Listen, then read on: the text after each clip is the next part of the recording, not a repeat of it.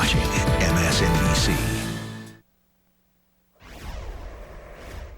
Russia's history always shows that we've lived under sanctions since the moment when we were on our feet.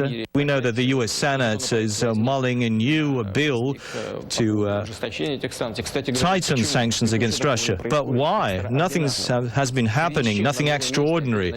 So what's the reason for debate on new sanctions? The Obama administration actually answered that very question for Vladimir Putin back in October, using the red phone to warn Russia that there could be consequences, or would be consequences, for hacking our election. This week, the Senate voted 98-2 to impose new sanctions, part of those very consequences. And according to a new Bloomberg article, Russia's intrusion into our election was even more extensive than we thought. Russian hackers attacked election systems in 39 states in the months leading up to the election, twice as many as previously reported. And joining me now are one of the reporters on that story, Jordan Robinson of Bloomberg News, former FBI double agent Naveed Jamali, and Tara Mahler, senior policy advisor for the Counter-Extremism Project. Thank you all for being here. Jordan, I'm going to start with you. It was your article that sort of inspired us to do this segment. The title of it is Russian Cyber Hacks on U.S. Electoral System Far Wider Than Previously Known. Those 39 states that were attacked, can you tell us, you don't have to run them all down, but what are some of the major states that were attacked and what was done to them? Sure. Thanks for having me, Joy. You know, the key message here is that at least 39 states were not just attacked, but in many cases actively breached by the same Russian group that attacked. I should say the tip of the spear for this was Illinois. Illinois was the first to discover these attacks in early July of 2016. Took a couple weeks to investigate, and then the federal government began sending those digital fingerprints of those attacks out to the rest of the states that were willing to receive them. And this really consumed the Obama White House as signatures started coming back, indicating that, again, at least 39 states had either active infections or attacks from this exact same group.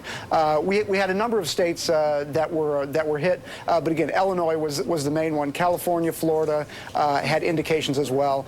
We don't have the full list, but at least 39, potentially all of them. And just to be clear, are we talking about going in and deleting people off the voter rolls, changing names? Like, what are we talking about here? Yeah, that's the big thing. The reason Illinois is so significant is that what they discovered was not just an intrusion into the voter registration database there. Voter registration information is actually not that valuable on its own, but the ability to change it is extraordinarily valuable to an election hacker. And that's what Illinois saw. You know, unfortunately, what they saw was these attackers, again, these Russian state-sponsored attackers, were trying to alter or delete information such as people's names and addresses. And the point of that is, if you alter or delete that information on election day, if somebody goes to the polls and tries to vote, they're not going to be in the database. That's a really scary thought. And Naveed, you and I have talked about this a lot, that, when people say, oh, it's not a big deal that Russia attacked our electoral system because they didn't hack into voting machines and change the votes, meaning you went in and you clicked Clinton and it flipped it to Trump, because that didn't happen. This is not so big, it's such a big deal. And I think you've heard a lot of Republicans try to make that case. But you have talked often about the fact that there were ways in which the Russian attack could have flipped the election, either by changing people's minds about who they voted for, or things like this, where you essentially delete people off the rolls, right? Absolutely. I mean, you don't actually have to physically change the vote to actually be successful. In a lot of ways, just the simple act of delegitimizing our core infrastructure and the belief that the vote was legitimate, that's enough. So, the fact that the Russians were in there, the fact that they were detected, the fact that President Obama and Director Brennan warned the Russians that they should stop this, and they actually, I think that they probably did. And look, the other thing, Joy, is as of January 2017, one of the last things President Obama did was add the federal election into the critical infrastructure. I think that adds a level of security, but you're absolutely right. If we don't have confidence in the vote, in the fact that you put a vote in and it's going to be counted, then that delegitimizes the whole process. And in a lot of ways, if the Russians can change the perception that this is a legitimate voting system, they've won. And Tara, you're a former CIA military analyst, so this is a sort of a world that you've dealt in. We only know about this information because of somebody named Reality Winner, and that is her real name, apparently. And she was charged. She was a former intelligence contractor. There's her mugshot there. She was charged with leaking classified information on the Russian hack. She's going to remain in in jail until her trial. But we know about it because of her. Does it surprise you that we haven't seen the White House, the President of the United States, more concerned about this? This seems pretty alarming, and we learned from recent testimony, including by the former director of the FBI, that this is something that Donald Trump has never asked about. He hasn't seemed to be very curious about asking his CIA analysts, his FBI analysts, more about this topic. I think you're exactly right. It is very surprising that we didn't see more concern over this. This was not just a breach on the electoral system. This was a three-pronged attack by Russia. We saw them hack into candidates' emails.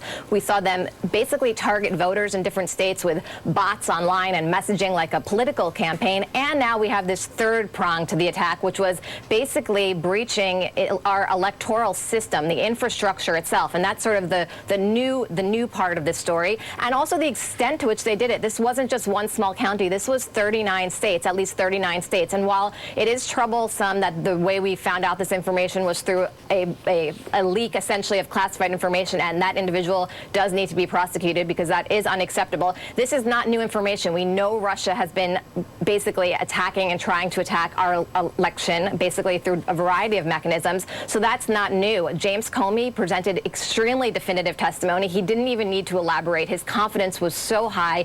This comes on the heels of 16 intelligence agencies all in agreement. This is not a partisan decision. This is not a partisan conclusion. This is something that is happening. It's going to continue to happen. And until the United States creates a deterrent to Russia doing this, whether that's sanctions or preventative defensive mechanisms on the cybersecurity side, we're going to be in for this round two in the next election. And you mentioned sanctions, Tara. I want to get you and Naveed's response to the fact that now there has been a vote on additional sanctions. It went 98-2, and this is what is in the new sanctions bill that just passed the Senate. It targets individuals who are tied to malicious cyber activity. It requires Donald Trump to seek Congress's approval to ease sanctions against Russia. It gives Congress 30 days to potentially block Donald Trump from easing sanctions against Russia, and it allows the White House to take action against companies that aid Russian energy export pipelines. I'll start with you, Tara. Do you think that that is an effective response?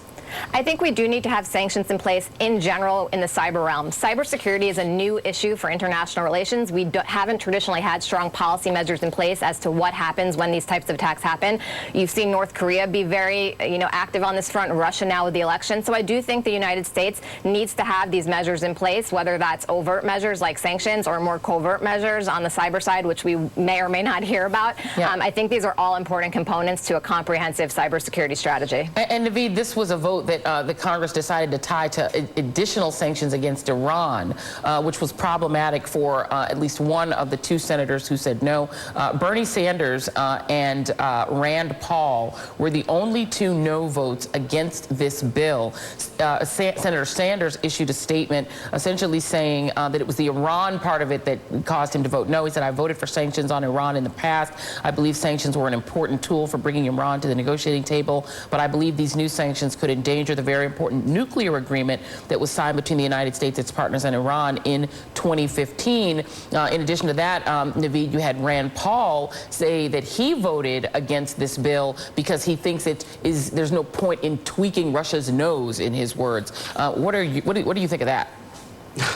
I mean, look, we should have the most severe sanctions against Russia as we possibly can. There's no reason not to. I don't think that sanctions are going to deter Russia. And look, Tara mentioned three prongs. There's a fourth prong here. And right now, if you're in Moscow and you're in Russian intelligence, there is no daylight in the belief that you believe that you recruited U.S. persons to be part of this campaign. The fourth prong is, in fact, the targeting and, I believe, the recruitment of U.S. persons. And if you're Russia right now, you're thinking Michael Flynn was probably one of your assets. And so you're looking at this and you're saying, my goodness, we were able to get into the White House. So we can build the biggest fence, the biggest wall for cybersecurity. The reality is the Russians are very good at identifying U.S. persons, and the best way to sidestep cybersecurity is to get people. So today, Joy, we talk about sanctions, we talk about all this strong language, but as of yet, we have not spent $1 more on counterintelligence. We have not increased the workforce of the counterintelligence community by one person, and that is perhaps the biggest message. We can talk about sanctioning, but until we build up our counterintelligence capability, not just cyber, counterintelligence, we have left the door wide open for this stuff stuff to happen again. And Jordan, given that we do not have a White House that seems terribly interested in doing that, because they don't believe, at least the President of the United States does not seem to believe that Russia is a threat to the United States in that way, it seems like this is going to be one more thing that falls to the states. According to your reporting, what are the states doing to protect themselves against these kinds of cyber attacks now knowing what they know? Absolutely. It's a really interesting question. My big takeaway from this reporting, one of them was that Russia apparently was targeting the states and their voter registration databases. But one of the things that they must have discovered is that it's actually at the county level where this kind of tampering would have the greatest effect for an election hacker. So my big fear is that going into 2018 and going into 2020, what the Russians did in 2016 was reconnaissance.